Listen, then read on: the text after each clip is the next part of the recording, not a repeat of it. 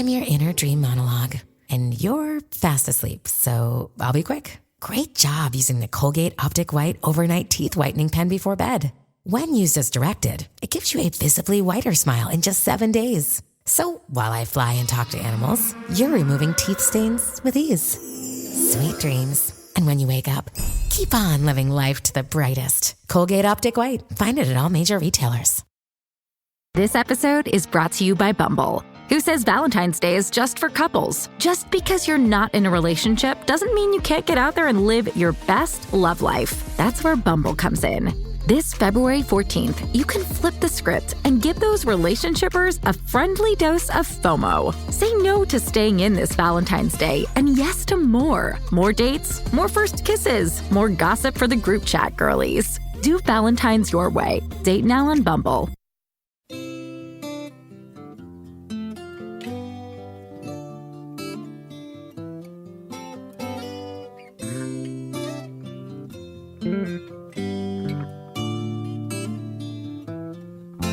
Oh, sometimes I think back to when I was younger. Life was so much simpler. Well, Matt, we finally come to the end of Even Worse, and we're going out on a pretty big note here. Your friend, my friend, everyone's friend, everybody's friend, MC Lars is here to talk about the good old days, both the song and just our own personal good old days. Oh boy, we could just talk about the good old days that's a whole other podcast we could do. What's up, friends? This is tight. Thanks for coming, Lars. So good to have you. For those of you who haven't listened to the song for some reason, the quick breakdown from Wikipedia. The album's closer, Good Old Days, is about a psychopath finally remembering his childhood. Yankovic describes the song as an experiment, and he wanted to see if he could write a song as if Charlie Manson and James Taylor were contributing together. That's the only information on the internet about this song, but man, is there a lot to talk about with this song. Lars, I want to start with, this was one of the top picks for you right out the gate. What is your connection with Good Old Days? So I've discovered Weird Al because one of my best friends, I grew up in Oakland. He moved to Oregon. He came back to visit, and he had a dubbed copy of this, just dubbed, and of this album. It didn't have Velvet Elvis, and it didn't have Twister for some reason. Okay, interesting. On there. But he was put it. We were playing Nintendo. He put it on my dad's stereo, and then he got sick or something. He laid down for a nap, and then his dad came to get him, and he forgot the tape and left it in the stereo. And I owe that fortuitous event to me discovering Weird Al when I was 10. And so anyway, this song is interesting because it's like nostalgically looking back. I was like, I thought, what would it be when I look back at my life when I'm a grown up, thinking about my high school years and whatever that were still to come. And now I'm on this very popular Weird Al podcast with two cool Matt talking about it. I mean, one thing I wanted to mention is that you'd mentioned the Charles Manson, James Taylor mashup and like reference. And one of the interesting things about Charles Manson's music career is that, right, the killings on Cielo happened because he went up there to hang out with the dude from the Beach Boys, who was trying to work with him. He came back and he was like, I'm not trying to give you a record deal. So he sent his boys to get revenge on the Hollywood beautiful people, happened to be different tenants at the time. Whoops. Yeah. But I think about how if Patreon existed and Kickstarter existed during the Manson years, Sharon Tate would have a son. Yeah. Wow. I mean, you're right, dude. That is quite a take on it. This is why we need to support the arts. That's the real takeaway here. Decentralize it. And I mean, Lars hit all of the key points of that entire story. There's really no need to dive deeper. But if you wanted to dive deeper into that story, you must remember this did a fantastic 8-part series called Manson in Hollywood. That is really meticulously goes through specifically. I mean, the Bare Naked Ladies song Brian Wilson is almost directly about the result of the Manson Brian Wilson collaboration and how that kind of caused Brian Wilson to not want to leave his house out of fear for many years. Well, they didn't credit him, right? Like he co-wrote a song. They didn't credit him. Yeah. And so he got revenge on the music industry. Oh, I'm sorry, because I might not know this. Manson co-wrote a song with Brian Wilson that got released? Dennis Wilson, sorry. Dennis Wilson. I'm sorry. Of course, Dennis Wilson. And it was on And so they gave him like a car or a guitar or something. The song was called "You're So Beautiful," and it was like a hit. Oh, is that on Pacific Ocean Blue, the Dennis Wilson record? We're definitely going to inside baseball ish, but like, no, this is great. This is great. I got really interested in this because after the Tarantino movie, I was like, what is the real history behind all this? Yeah, it was "Never Learn Not to Love," which was the B-side to Bluebirds Over the Mountain. Wow. And he had co-written it, but he exchanged it for some money and a motorcycle. So he was like, whatever. So he wasn't credited on it. So he got a little mad, and that came out in the summer of '68. And the next summer, he's like, I'm not getting it. It's kind of like Spotify. My royalties aren't appropriate to the work I put in. And someone else who had his revenge on the music industry was Linwood's favorite Dadaist pop parodist, who took the legacy of Manson, the aesthetics of James Taylor. There you go. And finished off his 5th studio album, surprisingly, without one of the only albums without a polka. Why is this in the first record the only 2 without polkas? Yeah, we talked about this a couple of weeks ago, and our only guess, I should say my only guess. I think it's a good guess, though. Is that this is the album following Polka Party, which is the album that was so poorly received, it almost ended his career. And I wonder if following that, he was like feeling less stoked on the idea of doing a polka on his record. But maybe he thought moving away from polkas was a smart career move at this point in time. That's the only thing I can think of. Because, yeah, it's really odd to realize that this album is devoid of one. Well, it's also kind of upsetting when you actually think about it, because the next album in 89, it's all Rolling Stones, which means that like there is 4 years of great 80s music that could have been put into a polka that just never did. Well, think about this, Mats. So, I'm sure this is like, I'm like late to this party. Every song but "Fat," this polka party, is a parody of a cover. Yes. Right? Yes. And so he's like, wait, there's so many covers on this album. Am I going to do a medley of covers? I've already got it covered. That's true. He might have thought of it that way, too. I mean, we were saying that, like, the fact that they're all covers, like, that can't be a coincidence for Al. Like, that must have been something that he thought about in the moment. Yeah. I mean, especially doing 2 of them that are covers of Tommy James and the Shondells. Yeah, which we later found out. Yeah, Alimony, and I Think I'm a Clone Now are both I Think I'm a Clone Now covers of songs originally by Tommy James in the 60s, which is crazy. Which one of our listeners pointed out later on, that not only were there these 2 massive songs that were both parodies of the same artist, but that one unseated the other one in the number 1 position on the actual Billboard Billy Idol's charts. Moni Moni knocked Tiffany's I Think We're Alone Now from the top spot. So Al was really, I think... Again, this is something that's come up a lot, which is I think that Al does not get enough credit, as much credit as he gets. He doesn't get enough credit for how clever he is with some of the stuff he does. And I think the idea of this record making a point to reference the fact that the popular songs on the radio were all recycled versions of older songs is not lost on me, you know? I'm going to throw in even worse versions of the original. Yeah, there you go. There you go. I would also throw this out there as a possible theory, because he wouldn't have to pay. I'm assuming he wouldn't have to pay the copyrights to Tiffany. He would have to pay it to Tommy James, right? When he does the parody. At least as best I can tell legally, yeah, Tiffany wouldn't have made anything off of the song. Billy Idol would not have made anything. George Harrison would not have made anything. I mean, they would have gotten that bump. They would have gotten the Weird Al bump. Bump. Exactly. But I'm thinking that it's probably cheaper to get the copyrights to a 40-year-old song than a year-old song for maybe those purposes. I don't know. But also the songs were really hot at that time, so maybe not. That's true. I don't know. But also we know that he paid nothing for Lasagna because it was a traditional folk song. That's right. That was the one I was forgetting. Yes. So I'm wondering if also because of the poor performance of Polka Party that Scotti Brothers was also not willing to have to pay for all of those song cover, like the copyrights for all of the songs in that polka, and tried to keep it to the lowest possible margin.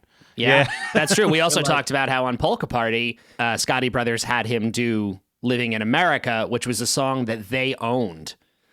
So they were basically paying that royalty to themselves, another cost-cutting measure. But in this case, maybe this was a good compromise, Al. Also, an interesting side note, we haven't said this yet about this record, but like following Dare to Be Stupid and Polka Party, which are two albums that are known for having label interference with Al and his creative process. This one, I don't think, we really don't actually hear much about that again from this point on. And I wonder if the poor performance of Polka Party played a part in that. And he said to the look, leave me alone. Like, I can do this cheap enough. I can figure out a way to make this work. But, after some interference, I wonder if they did finally say like, all right, fine, you do your thing, especially following the success of this record. I was going to say, this being his biggest record, at least at the time, if not for a pretty damn long while. For a long time. So yeah, anyway, that is a whole lot of even worse speculation.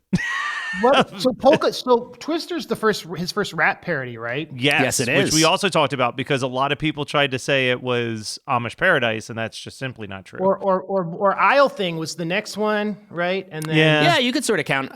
You could count Isle Thing. And then you can't touch this, can't watch this. Can't watch he's this. dabbled in rap for a while. That's I feel true. like You're right every about that. time he puts out a new rap song, they want to try to act like it's the first time. He said to me in 2011 when I had coffee with Al, I was like, do you think rap is the dominant pop form now? He goes, no, it's one of them though. And he goes, I like writing rap more than I like listening to it. That's what he said. That's cool. I can believe that from his perspective. It must be really fun to sink his teeth into lyrically. Do you think if Al was to make another album, which maybe I still dream of the day, but like if he was to make an album in like 2023, 2024, do you think he would go for BTS? You think that would be like one of, would we get Al? We know that he's wanted to do a song in a different language for a while. Do we actually fully get another song in a different language? Another song in a different language, exactly. Well, that's the whole thing, right? Because like in 2018, he told me, he was like, I'm not going to do any more parodies. It's too hard. The culture moves too fast. And then there was that Rolling Stone interview. He's like, I can't do parodies of people of color because there's appropriation. So I don't know, man. I feel like we're not going to see any more Al parodies just because he said so and because of the culture. So it's like the artists he has parodied are now in this like canon of the 20th, 21st century paradigm shift.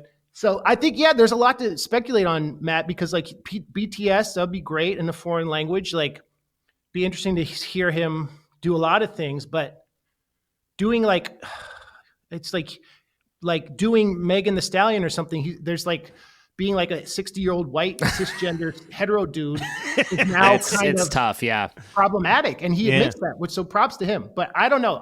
I wish as long as we keep getting solid original bangers like Good Old Days in the future, then I'm happy. And with that, let's talk about Good Old Days.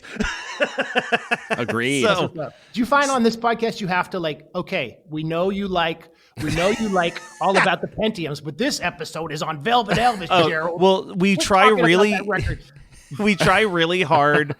We fail all the time, but we try really hard to analyze things from the exact time that it took place and try not to take future in at all. Like when we're ranking stuff, it's like I can't choose to rank this song based on how I feel about some originals on like Bad Hair Day, and this has to just be my view up until 1988. Where does this we've song... sort of talked before about how there's certain concepts and comedic ideas he's done in a song where you feel like you can see that he did it again later better. Like a better executed version of a similar concept. And, in the ranking process, we try to only look at it, chronologically as if this is just where we are in his career and nothing else has actually happened yet. That's what's up. Okay. So you can't be like, man, when he did You Don't Love Me Anymore. Oh, no, we'll talk about it. Oh, we'll definitely bring it up. that is a style of, that does remind me of In Excess a little bit. And Paul Gilbert's solo in The One Who Wants to Be With You. Oh, yeah. And why does James Taylor have to finish style parodies on both those records that showcase artists that represent the shift from pop to grunge, both of which resuscitated his career in a very clever way? I never really thought and now again, we're doing the exact tangent we were talking about trying to not do, but is You Don't Love Me Anymore also James Taylor? No, I always assumed that was a power ballad, like extreme type parody.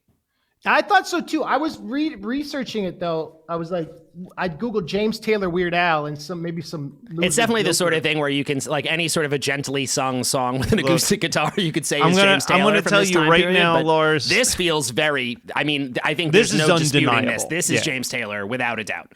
Yes. So I have to warn you, Lars. Be careful on that Google. We've Googled song lyrics that tell us that it's in the style of K-pop, and it'll be like fat. Oh yeah, what was Google, it said something was a country song.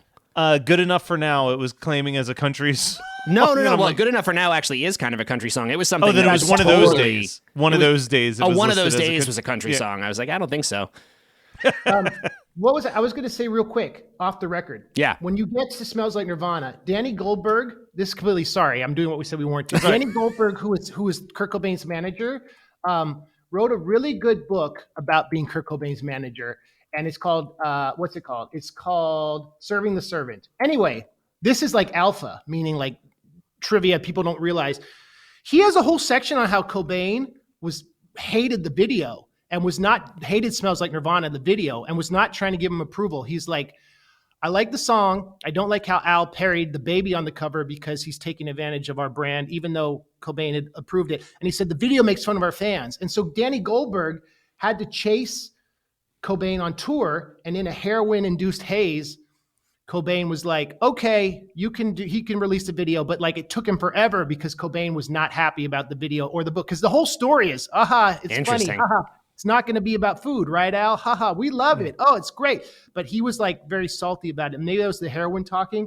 That's worth finding that book and reading that chapter because I will track that down. No one will talk about that. And I feel like Cobain loved Al in the long run, but there was a point where he felt like everyone was making fun of him and the grunge thing. He's like, yeah, the donut on the cover, I'm not down with it. It wouldn't be the only example. That's just the same as like Eminem, who approved the song but then did not like the video. But Eminem didn't have such like a Svengali manager who... No, that's true. That was a different... it wasn't exactly the same, but there's an interesting parallel there, right? You're right, Matt. You're right. Or Gaga, who's like, oh, or Gaga, another one. Yeah. Oh boy, I can't wait to get into some of the almost declined parodies. And the thing about Weird, the new documentary with Daniel Radcliffe. No, that new documentary, yeah. we can't be jumping around. No, we can cover everything in this episode. I think we can just we're gonna sit down with you for several hours. We'll just end the show after this one.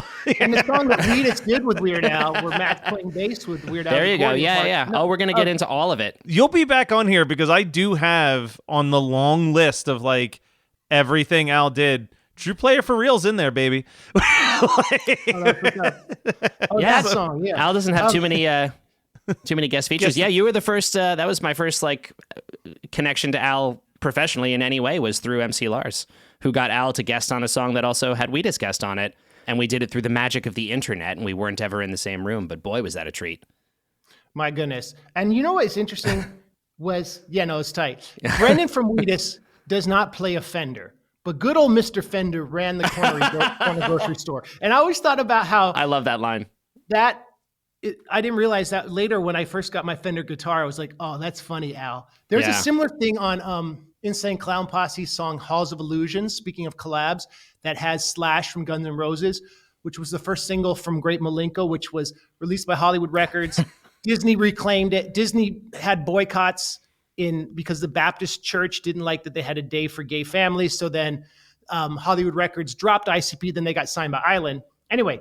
Side note, Lars, totally unrelated. Do you by chance have a Insane Clown Posse podcast you'd like to promote really quick? Oh yeah, Hatchet Chat with MC Snack. Thank you. Yes, listen to Hatchet Chat, everyone. It's great. Dude, I remember being so confused when I finally bought the Great Milenko, because the music video lyrics are so dramatically different than the album lyrics, and I was like, "Oh wow, they really got to change a lot for this."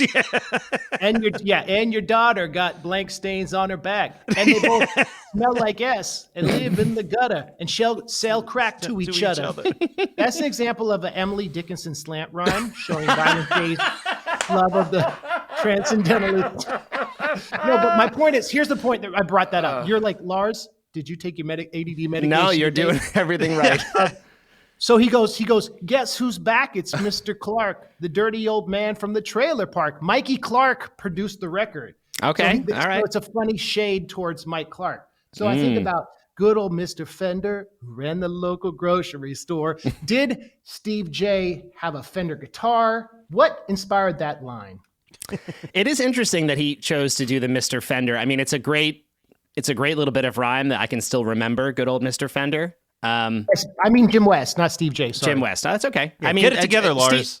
Steve J could play a Fender bass. That's a thing. There you go. Oh, Yeah, I don't know. Maybe it's just the rhyme. Maybe he is doing a little bit of a wink music reference in this track. It doesn't seem to carry any further than just the name of this poor man. Yeah. Well, you know, let's just analyze that verse alone. The rhyme scheme throughout this song is actually really fun, right? Because it's like, I still remember good old Mr. Fender, who ran the local grocery store. He'd stroll down the aisle with a big friendly smile. Then he'd say howdy when he walked in the door. Like going on, it's definitely doing that like 2-2-1-2-2-1 rhyme scheme throughout. And it's like, that's, you know, most people I think just tend to lean on like the N words only, right? Just like, all right, the last word of every line. Yeah. Like, but it's like, oh man, like he's actually kind of bobbing and weaving all these other rhymes throughout the verses too. yeah. I'm looking at it now on Genius, which 0 annotations. eight views gotta of fix all that. time, half of which of ours. Well, and here's the thing about it, like you know the term metonymy. That's like when an extended metaphor reflects something grander. So we have in this song like an interesting his childhood to his like young adulthood. Yes. To his like depraved serial killer adolescence. And it's like, if we look at someone, you know, like Dahmer, right? When he's little, torturing rats with a hacksaw, pulling the wings off of flies. Okay, Dahmer was inspired by his father to explore the anatomy of animals. And then burning down Mr. Fender's grocery store, like escalating a little bit. And killing him with a hammer. There you go. And Dahmer's first murder was homeboy who was going to the festival. He brought home and beat his head in with a weight and then buried him in the yard, cut him up. And then ironically, Dahmer was killed by having his skull bashed in by a weight in the prison workout room. But here's the crazy thing. Dahmer is the perfect reference point for this song. Dahmer didn't get caught till 3 years after this song came out. Seriously? Are you serious? Yeah, Dahmer was caught in 91. Whoa. Oh, that just actually freaked me out a little. That's really intense. But it is like hitting the exact. Oh my God, is Weird Al secretly Jeffrey Dahmer? This is the kind of breaking news. Dahmer's not a vegetarian. Dahmer, that's true. That's true. That's very true. And maybe the prom story at the end here, or the homecoming dance, I should say. It's not prom, it's homecoming. I don't know if that's Dahmer. Did you guys watch the Dahmer's thing on Netflix? I didn't. Both the doc and the series, yes. That's what's up. I mean, they took a lot of liberties. They definitely created a victim that didn't exist, that was just like a combination of multiple victims, which I have a problem with. Because I feel like sometimes that's like, okay, let's at least try to get the victims correct, because they're like the people who, you know, we should be thinking about, and not so much the maniac that took their lives. But whatever. Have you seen Step Brothers? Yes. Yes. You know how the dad in Step Brothers is basically the same character as the dad in Dahmer? He's like, my son won't grow up. He's doing these crazy hijinks. Yeah. It's like the actor's like this. He's like, Will Ferrell, you like Return of the Jedi? And like Dahmer would put in the Return of the Jedi contacts and hack up these fools. But the thing about Dahmer, like, that was crazy, is that summer in Milwaukee, a lot of, this is sad, it's not funny, people in the gay subculture were dying of AIDS. So it's like, oh, where's Jerry?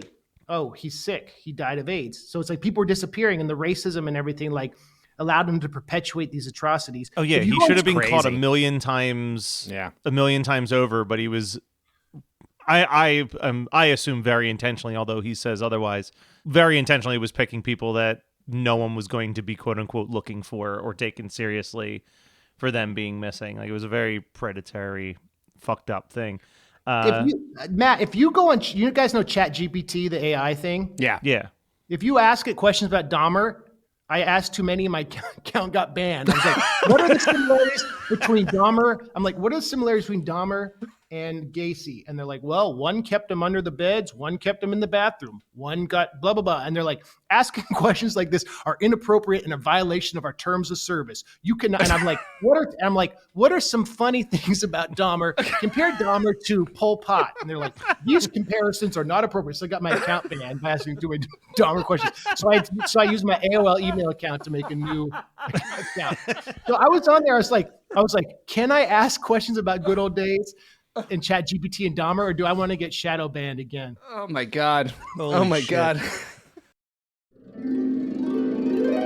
Hi, I'm your inner dream monologue, and you're fast asleep, so I'll be quick. Great job using the Colgate Optic White Overnight Teeth Whitening Pen before bed. When used as directed, it gives you a visibly whiter smile in just 7 days. So while I fly and talk to animals, you're removing teeth stains with ease.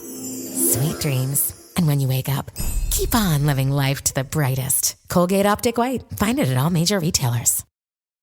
This episode is brought to you by Bumble, who says Valentine's Day is just for couples. Just because you're not in a relationship doesn't mean you can't get out there and live your best love life. That's where Bumble comes in. This February 14th, you can flip the script and give those relationshipers a friendly dose of FOMO. Say no to staying in this Valentine's Day and yes to more. More dates, more first kisses, more gossip for the group chat girlies. Do Valentine's your way. Date now on Bumble. Do you like to laugh, geek out on music, and learn all about that band or artist who had that one song back in the day, but then seemed to fall off the face of the earth? If so, you need to subscribe to One Hit Thunder. Together with an array of interesting and hilarious guests, we do a weekly dive into one-hit wonders like Eiffel 65's Blue, Krayshawn's Gucci Gucci, EMF's Unbelievable, Delamitri's Roll to Me, Los Del Rio's Macarena, Musical Youth's Pass the Dutchie, and even Patrick Swayze's She's Like the Wind. So are you subscribed to One Hit Thunder or what? As Desiree would say, you gotta be. And as K7 would encourage, you gotta come, baby, come and join in on the fun of the One Hit Thunder podcast. Here's the thing, right? Al, this comes up a lot. Al talks a lot about like his stuff is G-rated, but he has these like horrific, violent things. And there's a lot of like Nathan Rabin. Yeah. In his book about Al talks about like the creepy Lothario. This is like one of the worst. He basically tortures this woman and leaves her to die in the woods and doesn't know if she survived. Like Airline Amy is creepy a little bit. Like Melanie is stalker-esque too, which I guess is on the same record. But this one is like he's actually killing this woman in the woods. This is extremely dark. This is, I mean, this is really like, this is intense. You know, the only other one, and again, we're going to jump forward a little bit. It reminds me, he comes back to this a little bit with something like, I Remember Larry. Man, we've been bringing up I Remember I know, Larry that comes up a lot. I'm very excited to talk about it in greater detail.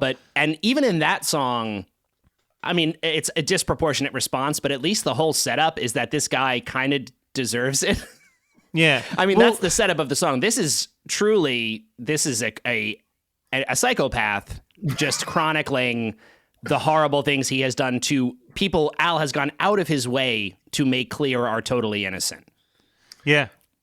Mr. Fender is a lovely, lovely man, and his store gets burned down and he gets beaten to death. Well, it's people who open their hearts to this outcast. Yeah. And I don't know if the rats and the flies, but like, well, they're innocent creatures, right? I mean, presumably they didn't do anything to deserve being dismembered. Is this like the finest? Is this like the finest example of Al's juxtaposition? Because it is such a beautiful song from a musical standpoint, and it's absolutely the most horrific lyrics he's ever written. There's some really wonderful, I mean, you know, we've, again, talking about Al being underrated for certain things, the amount of satire and messaging, like, in this song is really incredible. Like, this is clearly a takedown of American values and looking at the world through, like, a Norman Rockwell painting aesthetic and then seeing how dark and horrifying things actually can be underneath that. It also has this great view of like, you can even look at it through the lens of how flawed nostalgia can be, which we were talking about earlier. This isn't an entire song about like, oh, those were the good old days, and then reflecting and being like, actually, they really were not. But we all fall victim to that concept of... Oh, that's brilliant, Matt. Right? That's brilliant analysis. But that's, I mean, look at right now, you can't go on TikTok without finding somebody's like video of them going to a Trump rally and trying to ask someone to explain when exactly were the good old days? Yeah, America exactly. great. Like, exactly. And every time they answer like, well, you know, except for that slavery thing, and they're like, well, no, except for that. Oh, they're yeah, like, except for that. the fact that women didn't get the vote, and they're like, yeah, no, except like it's like our ability to just be like, oh yeah, no, that black and white 1950s, like just apple pie on the table every night with your family, old quote unquote good old days. But like, this is what, a decade before we get something as brilliant as Pleasantville. That's such an amazing takedown of like the 1950s. Well, people might think, Matt, people might look at the past and think nostalgically about them, but really the truth is that it was even worse. Hey. But really, it's like doing it's like hypothetically, if two like creative dudes with the same name did a podcast looking at the legacy of an artist nostalgically. Yeah. Two things about this I want to say. So I always think about like the problematic triforce of the American dream. Yeah. It's based on like domesticity and consumption of food, which Weird Al scours a lot. Oh, yeah. Commerce, which he'll make fun of in songs like Hardware Store and like songs about Velvet Elvis, like how buying something makes you happy. Yep. And like dating and reproduction and the dance of like the social way of propagating the species. This song hits that triforce of the American dream with the home, the mom cooking apple pie, the store, and the date that goes wrong in high school. But I think something really interesting about this song, which is very unique, and it's similar on this album. Weird Al often, Matt, we've talked about this. He usually changes his chorus to get the maximum JPM, jokes per minute. This song, the chorus is the same because he's remembering in a similar way. It's this and Melanie. They're the only two that I can think of where he keeps the chorus exactly the same. Well, I guess, and the aforementioned "I Remember Larry." There are later examples of it, but yes, this is very much like the chorus is. And we also talked about in Melanie how the funny thing of like, if you looked at the chorus of this song on its own, separate from anything else, it's a perfectly reasonable, lovely hook to a song. It's only the verses that make you realize how dark and sinister the whole thing is, and of course, this song has just the comedic joke of having such intensely horrifying lyrics around such a pretty composition. Like, this is a beautifully written song. And honestly escalates perfectly. Yeah. You know what I mean? Because like the very first one, it's just like mentioning torturing the animals in the basement. It's so quick. Yeah. That your brain's almost like, wait, did I just hear what I thought I heard? And then you get to the Mr. Fender one, and that one adds a little bit more about like setting the building on fire and killing him. And you're like, okay, I definitely think I'm hearing what I'm hearing. Then the bridge is just from start to finish horrific. Like there's not even like that much of a sweet setup to it. It just introduces who the person is, and then here's all the awful things that I did to them. Well, he also just kind of runs them down. Like it's because again, do you remember Sweet Michelle? She was my high school romance. She was fun to talk to and nice to smell. Kind of creepy. So I took her to the homecoming dance. Then I tied her to a chair and I shaved. It's so matter of fact, right? Yeah. I tied her to a chair and I shaved off all her hair and I left her in the desert all alone. I'm uncomfortable even reading this. Well, sometimes in my dreams I can still hear the screams. I wonder if she ever made it home. There's also something in this song. I've said this before about some track we had, that there is something I feel very deeply ingrained in me from being a child hearing Al's music, that there is so much of what I consider to be my own dark sense of humor must have come from listening to him throughout my formative years, because it's really not funny. I mean, I don't know how we can read these lyrics and say that they're funny on paper, because they're just not. But the comedy, it's the way it's sang and then kicking into, like we said, that repetitive, catchy, like pitch. I mean, this is all of the things he's capturing, all the things that make me love James Taylor. Like James Taylor is someone I fucking love. And I've said it before, like about something like, I think I said it about Dog Eat Dog, which is like, when I say that it's not funny on paper. I don't mean that as an insult in any way. I mean, like, this is such a brilliant piece. Like, we've talked about the scope of Al's comedy and how he can be really on the nose, goofy, funny, singing about food and putting fart sounds into his songs, but also do music that is about issues and really interesting stuff. And he is like, this is funny because of the weird juxtaposition of music and lyrics and the sentiment he's trying to get across in it. It's like, it tickles you in this weird way to hear them, like, you know, it's like they don't belong together, and that's, you know, interesting and enjoyable. But the greater like messaging that exists in this song is what makes it so great. It's a song about mental illness, right? Yes. And like, and Trigger Happy is too, right? And both those songs, work so well because it's the juxtaposition of like the major key, or not major key, but like happy mood that doesn't fit the music. Like when he has that juxtaposition, he does that so well. Yes. Some songs of his that don't have that juxtaposition don't succeed as well. And I know like this podcast doesn't exist to like look at, you don't necessarily want to focus on the negative stuff, and we all love him so much that. No, we definitely are down to talk about where things could have been better, for sure. Look, yeah. But all you have to do is look at our I Want a New Duck episode, and you can hear that we are not afraid to point out when we think that he may have missed the mark. Yeah. A little bit. But it helps people, like as creative people, like think about just the process. It's not a criticism. He's so prolific that, as Flea said, yabba dabba do now, everyone's hit or miss. Yeah. Yeah, I mean, Yeah. and trust me, that Can't is wait one to that talk I'm not about that gonna, one. The listeners of this show, I've dropped enough hints about it already, but like, I got a lot of thoughts on just the Alapalooza album in general. You love Even Worse than Matt. Let's do some rankings. It's time to do some rankings. That's what I'll say.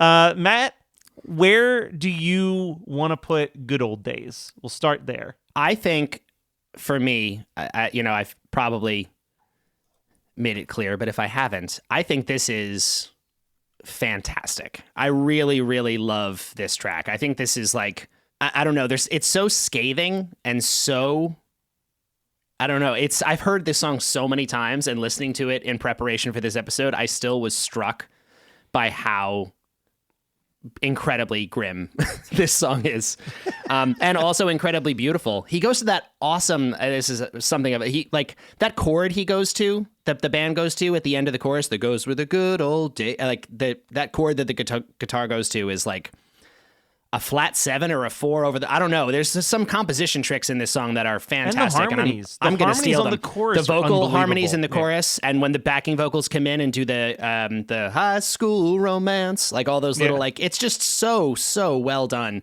And like we said before, like, just generally speaking, I'm a real sucker for, I feel like this is beautifully written and incredibly smart. I think this is a really, really smart, thoughtful piece, which is why I'm ranking it very, very high. And I'm going to put it at number 4. After Nature Trail to Hell? In between Nature Trail to Hell and Dog Eat Dog. All right. You put it higher than I put it, but I still put it pretty high on my list. I put it in between Christmas at Ground Zero, which is a song I think we can all agree is great, and then one that is very much a Matt pick, Twister. So yeah, you got Twister way up there. I love Twister, man. So it's just in the top 10, I think, right now. 3, 4, 6, 7, 8. Yeah, it's number 10 on my top 10 of his original songs. Gotcha. Okay. Now, before we rank the album, I want Lars to get involved in the fun of the guest rankings. Good Old Days goes above You Make Me and below One More Minute. Okay. Yoda, what the hell is Yoda at the bottom? Yoda should be like below Eat It, like I'm moving third. it. I don't know who the heck put it at the bottom. Jeez, Was Louise. that your friend Phil?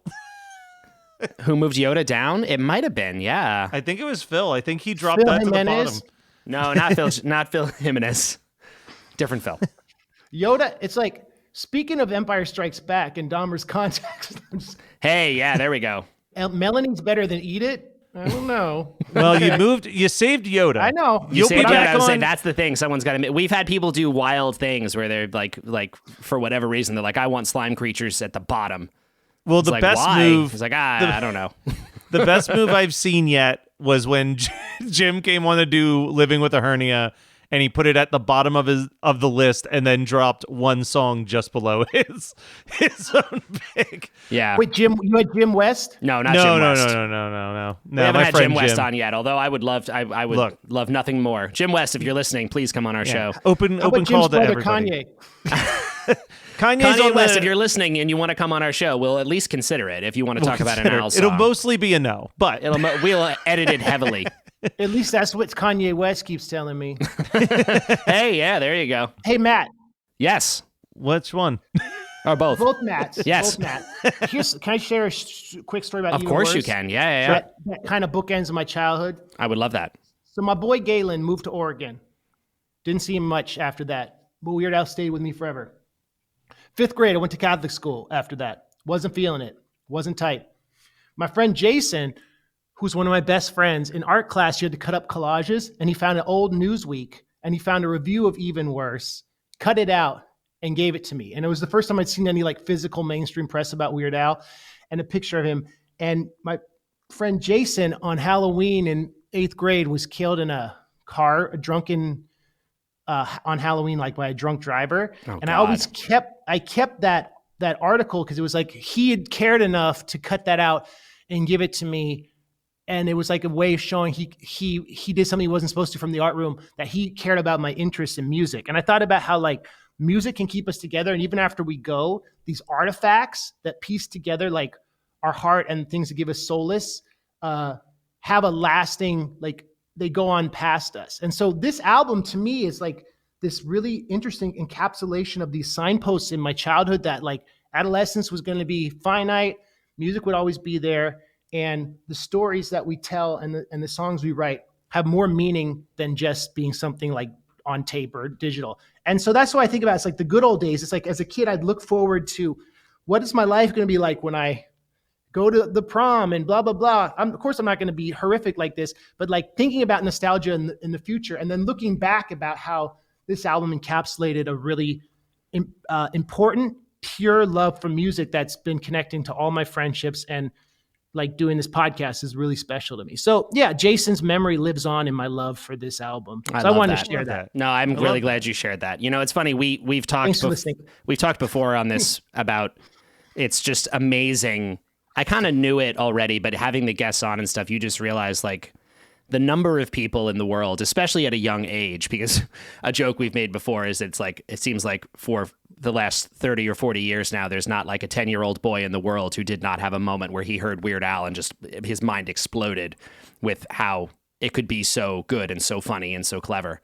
But yeah, the amount of people who have been touched and who have shaped childhood memories shaped around Al and his music in various ways, whether positive or negative, or like all these emotions attached to it is just such a, every time I hear about it, it just is so amazing and humbling really to think about how powerful this man's catalog has been, which is an amazing thing to say about someone who is just considered this like, you know, goofy parody artist, but it's really so true. Yeah. No, that was beautiful. And now to randomly do some more rankings. So Matt, we've come to the end of the album. No, that's actually the perfect segue for me to say that at this moment, I'm putting Even Worse as my favorite Weird Al record. Dude, I am right there with you. And before we did this podcast, I never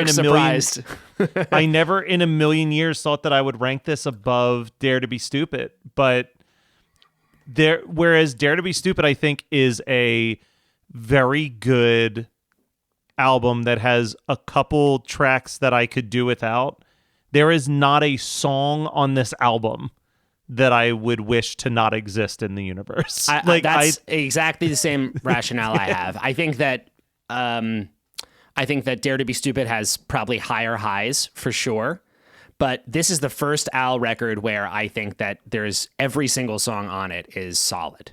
Parodies, controversially, everything. my number one original and parody are both off this album. Yeah, there you go. I just think that he's really like, I don't know. I feel like this is definitely a step in a direction where he like this album feels really confident and feels really like, I don't know, like he learned some lessons from some past missteps and is just like, I'm just going to do my thing and I'm going to be myself and I'm going to parody songs that are interesting to me and I'm going to write original songs inspired by things that are interesting to me. I'm going to hope that the audience keeps up instead of feeling like we talked about on Polka Party, maybe he was trying to chase songs from soundtracks, songs that he thought might be huge, not necessarily because he loved them, but because he was hoping to grab a hit early. Hey, Matt. Yeah. Matt. Fortuitously, though, like it's this constant, I use the word metonymy, like this metonymy for Al's success is like the hard work and technical brilliance, but like the fact that Michael Jackson was like, okay, you can do Fat. And by the way, here's the set from the video with the little kids who did this version of Bad. Yep. And let's not talk about how I'm bad when I have little kids involved in my life. Sure.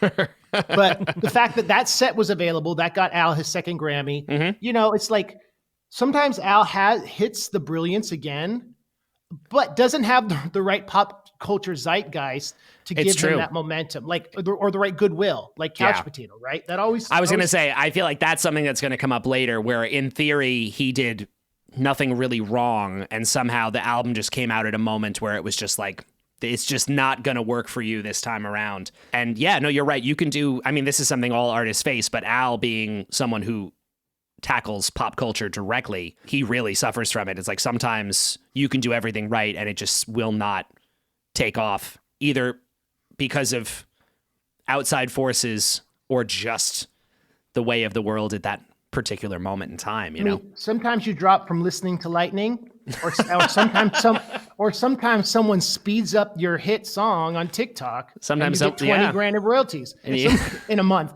You don't know. I mean, hypothetically, something like that could happen. The fates are.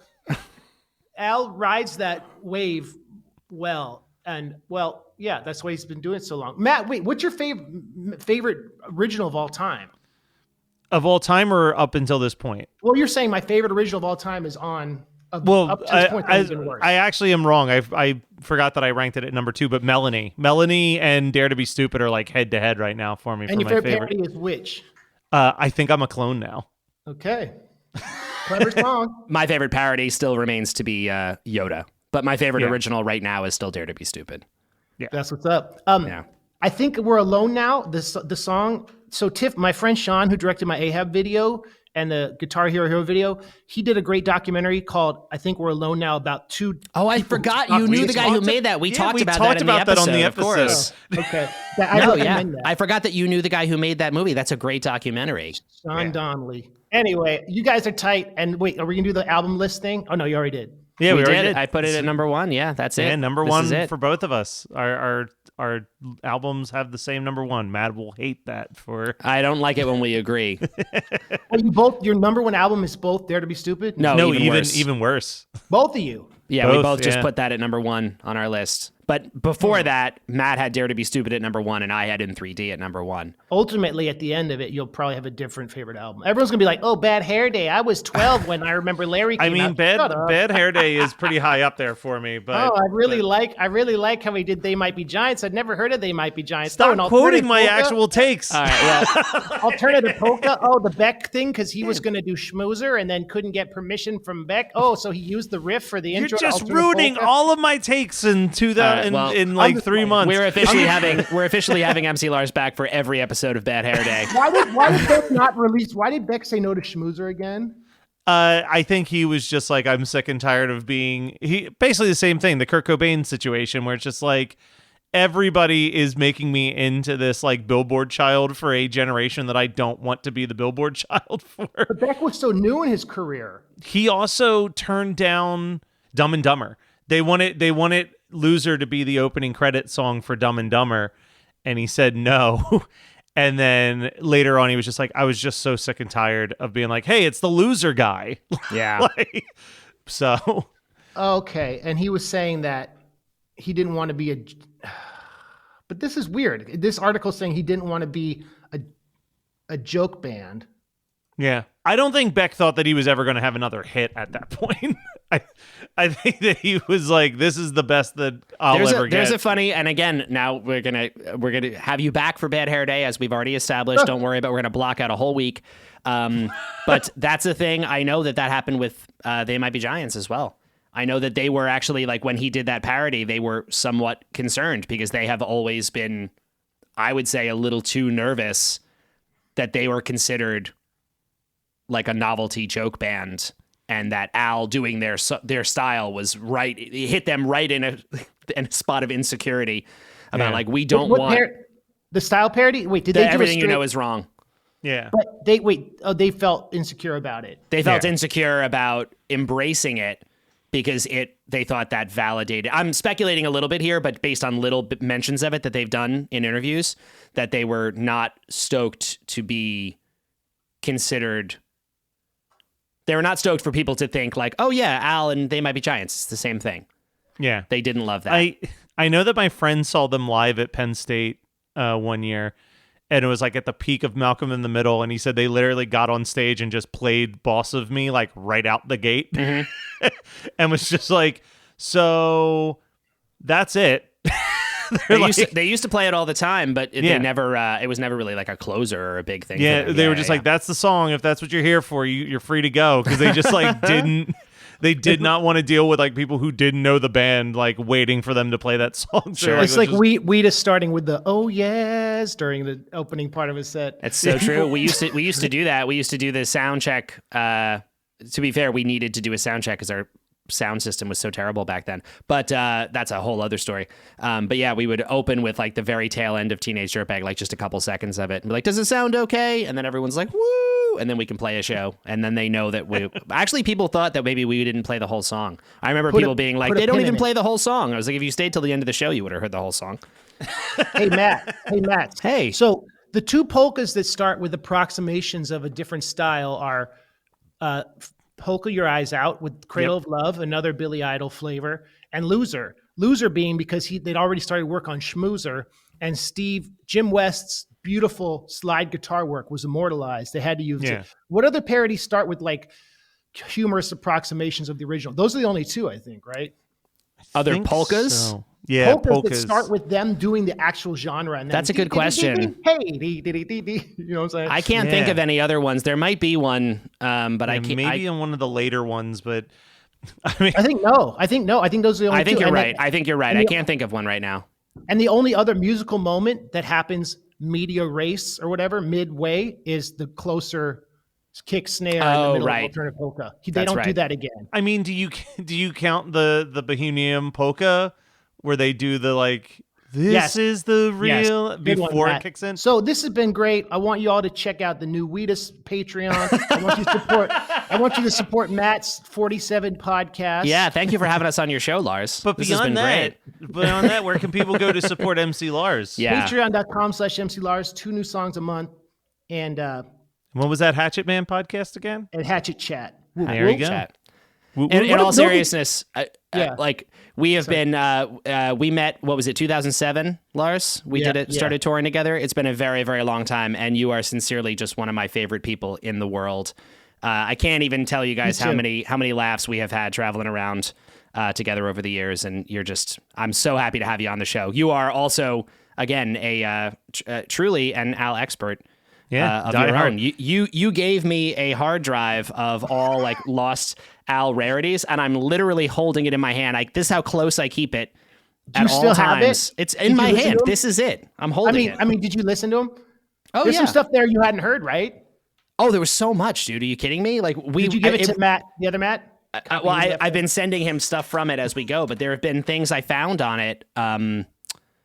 Like we talked about the Grammy thing. He did the polka with Frankie Yankovic for the Grammys, the guide to the Grammys, and you had that on we referenced it on the show, and then I pulled out the drive. I was like, yep, there it is.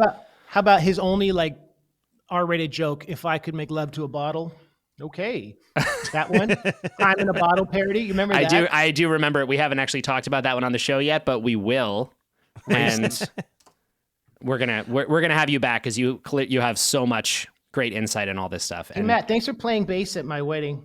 Oh, see, that's how close We are. Yeah. Yes. No, it was my pleasure. I love you, and so happy to have you on the show. We'll have you back. Sorry if for you... talking so much. Are you No, kidding me? that's it's better than we have to kind of pull Yeah. the guest's teeth to get him to talk, And- which has and- not and- happened yet, but it will one day. Oh yeah. Matt, that hair day is actually really good. I just think it's the one that like it's the one that like older millennials. It's too discovered basic a Al, pick. like- I know what you mean. It's like no, it's the one that it's the one that older millennials got into Al, and then they're like, oh, I remember Larry. Phony calls. Phony calls, and you know what's funny about phony calls is like he goes, I'm gonna wrap his head in with a ratchet, right? Jerky Boys. That's all from Frank Rizzo. The Jerky Boys. the movie. This got framed in my office. Oh my And- god.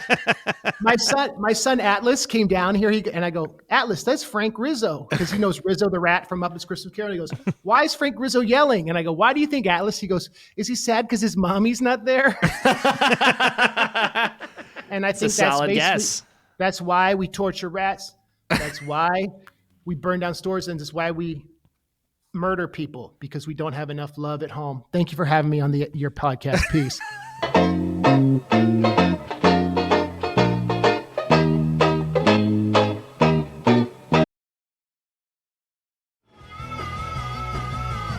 You're listening to the Geekscape Network.